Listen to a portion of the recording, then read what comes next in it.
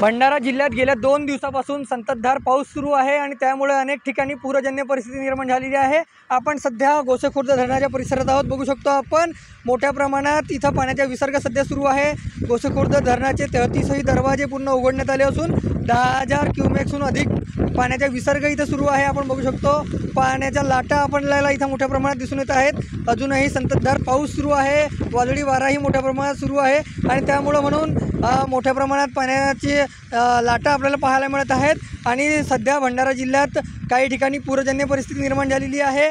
अनेक ठिकाणी जिल्ह्यात जे आहे मार्ग जे आहेत वाहतुकीसाठी बंद करण्यात आलेले आहेत, तर काही भागात घरातही पाणी जे आहे शिरल्याचे चित्र आहे आणि त्यामुळे आता नागरिकांना या पाण्यामुळे मोठ्या प्रमाणात अडचणीचा सामना करावा लागत आहे।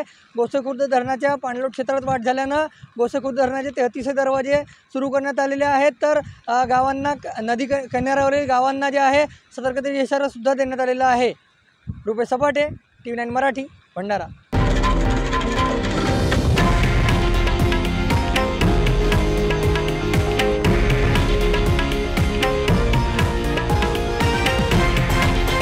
हे आहे देशातील नंबर 1 न्यूज नेटवर्क आणि आपण पाहत आहात TV9 मराठी, एकमेव।